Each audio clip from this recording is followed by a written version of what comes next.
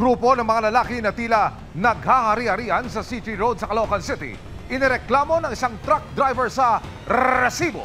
Umabot daw ng 1,000 pesos ang sinisingil ng mga ito para makaraan ang mga truck papuntang yarda or else no pay, no entry route.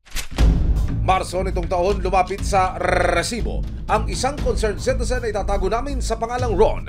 Ayon sa kanya, hindi na raw nila kinakaya ang kotongan sa kanto ng City Road papasok sa isang container yard sa Caloocan City. Ang grupo ng mga lalaking nasa likod nito, mga tambay daw sa lugar. Nag-umpisa ako ng 2017. Kanya na po talagang kalakaran nila dyan. Hindi na po talaga nawala yan. Pero mas lumala po talaga ngayon. Kahit nasa bungad ka na ng pila, hindi ka nila papapasukin. Kasi ang nila, wala daw bakante, walang sa pila. Pero bakante naman yung pila. Tapos na-obserbahan ko, nagkakaroon ng arigluhan yung lagayan po. Dagdag pa ni Ron, aabot daw ng 1,000 pesos ang ibinabayad nila sa grupo. Aba, mas mahal pa pala sa toll fee ang arigluhan nyo dyan, mga sir! Pag magbibigay po ng 500, dapat po pupunta yung penalty mo dun sa mga tambay para papasukin ka. Minsan, pag hindi kilala yung tracking mo, sasabihin yan mamaya na may nauna pa. Kaya pag kilala yung track mo, automatic papasukin ka na, magbibigay ka na ng 500. Sinubukan daw ni Ron na umalma pero tila utos daw ng hari ang no pay, no entry. Kulang yung panglagay ko. Pinaras ako pinasok, ang ginawa nila, hinarang nila ako. Wala akong nagawa, umatras ako palabas. Apektado kami sir kasi tumatagal yung transaksyon namin sa loob. Kaya no choice ka, kailangan mong lumaban ng arigluhan para makapasok ka. Kasi naranasan namin dyan yung amo namin, di nagbibigay ng ariglo. Inabot kami dyan sir na magdamag maghapon. Bungad na ako nun sir, umabot pa ako ng 6 na oras. Wala kami nagawa, nagbigay pa kami nun para kami papasukin. Minsan na raw natigil ang pangungutong ng mga tambay roon ng bantayan ito ng mga pulis noong 2022. Pero matapos ang ilang buwan, business as usual na naman daw ang grupo. Dagdag pa ni Ron, may mga pagkakataon na nagkakagulo na raw kapag sobrang haba na ng pila. Hindi na maawat ng mga tao kasi halos pumapalag na yung mga driver. Kaya nagano sila ng barangay. Pinalis sila ng barangay, sila muna nagmando. Hindi pwedeng di alam ng barangay yan. Dahil sa perwisyo sa pagpila, panawagan ni Ron. Ang gusto ko lang sir ay matigil na yung nila, yung mga ginagawa nila dyan, yung pang-aabuso sa aming mga truck driver. Gusto namin maging patas sila sa amin. Para naman yung mga driver na is pumila din sila. Paano naman kami na hindi kilala ng mga tambay doon? Gabi ng March 27, sinimulan ng resibo na manmanan ang inireklamong grupo sa kahabaan ng C3 Road. Makikita ang sunod-sunod na pagpasok ng mga truck sa kanto. Nagraradyo ang isang lalaki na siyang nagmamando sa pila. Maya-maya pa, bumaba ang driver ng isang truck at tila may inabot na bayad sa mga tambay.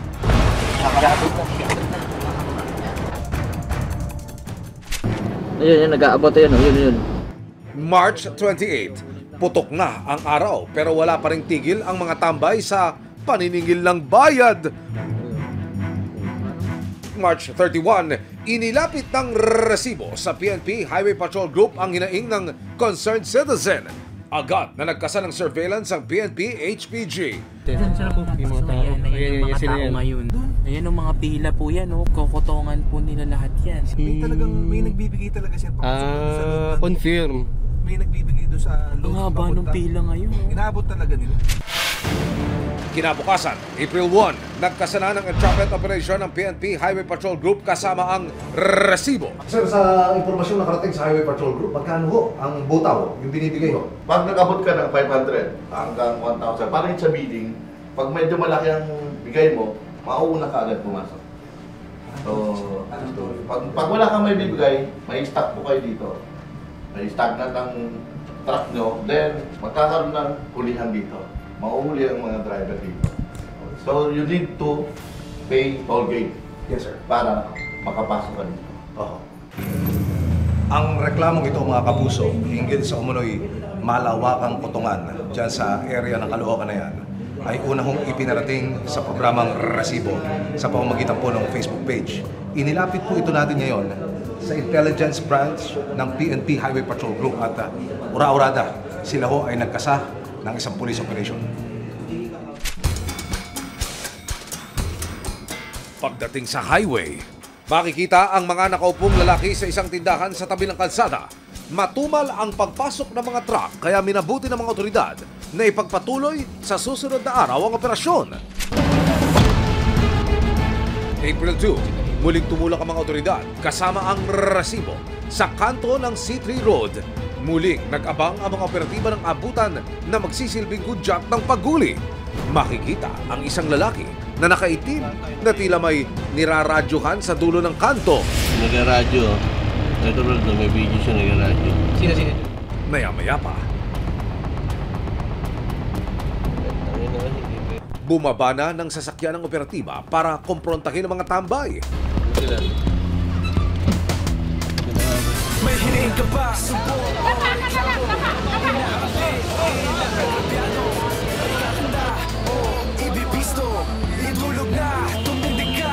Bakit may mga radyo kayong hawak? Para di lang po Para di mag-traffic. Pero nangunguha daw kayong pera sa mga truck driver. Binibigay lang po sa amin yun, sir. Binibigay. Pagkano? Ilan to? Alam, sir, kasi naparihan na po yung 2020, sir. 2020 lang po. At pag 2020, itong part may buuman, no? Pinapuuna po ng pahinahante, sir. Maya-maya pa, nakita ng mga otoridad ang compartment ng motor na pinaglalagyan ng pera ng mga suspect. Motor nila to, sir, ha? Ito nila yan. Dito tinatago. Sa kanila yan. Nakita ko kasi kanina, dito nila nilalagay. Ito kanina, ito nilalagay na ng pera. Yan, tinimbrahan na niya. Tinimbrahan niya. Kunin mo na.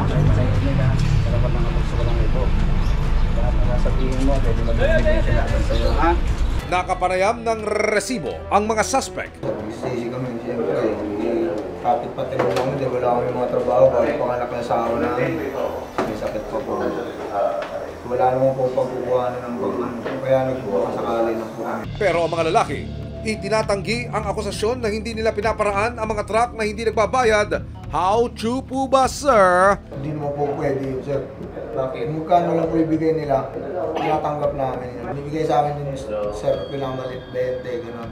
Tapos, sandaan niya. Pinakamalaking sandaan. Sabi ko lang, sir, dapat sana dinala ako nagkusang loob na nag-traffic doon. Tumulong na lang sa sabak magtinda. Tinungo ng resibo ang barangay na nakakasakop sa kanto at yardang pinapasukan ng mga truck. Ayon sa kanila, hindi nila alam na may nangungutong pa rin sa lugar. Nagkaroon na ako ng patawag niyan. Pinatawag ko yung may-ari ng mga truck, yung namamahala ng NCT, para masolusyonan niya. Minsan nang nagpaskil ang barangay ng paalala na huwag magbibigay ng pera sa sinumang naniningil sa C3. Pero makalipas na ng ilang buwan, bumalik din daw ang inirereklamong kalakaran. Actually, alam nga namin, wala na dyan eh. Dahil wala namang halos nang dumadaan ng truck. Ang problema ho namin dyan, main road do kasi yung yun dun eh. At hindi kami pwedeng makialam sa sistema ng pagpasok po nila. Ang hirap po maglagay ng tao dyan dahil sabi ko nga, tao lang po sila. Minsan, di mo alam kung nalalagyan, nabibigyan. Pero ngayon, right now, wala po akong pinadyo-duty. Tinungo rin ng resibo ang container yard na binabagsakan ng mga truck ng dala nilang mga container. Pero walang humanap sa amin para magbigay ng pakayag. Nakaharap ang 4 na suspect sa kasong extortion at robbery. Kung sakaling napatulayang nagkasala, nakaharap sila sa 6 hanggang 15 taong pagkakakulong.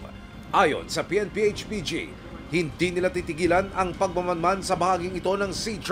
Napakalawak para sa usaping extortion. They can fall para puro sa Article 294 na tinatawag natin or yung robbery with intimidation na may penalty ng pagkakakulong na hindi baba sa 6 years and 1 day to 12 years. Kung sakaling sila po ay magkaroon ng pagkakataon na makaranas, agad-agaran po sila makipagtulungan at makipagbigay ng impormasyon sa atin at once po yan ay nakuha po ng ating pong Highway Patrol Group, agad-agaran po kagad tayo magkakasa ng operasyon. Paalala sa mga astang siga at nagkakari-harian sa kalsada. Ang bawat kalsada ginawa para sa mga mamamayan para malayang daanan at pakinabangan.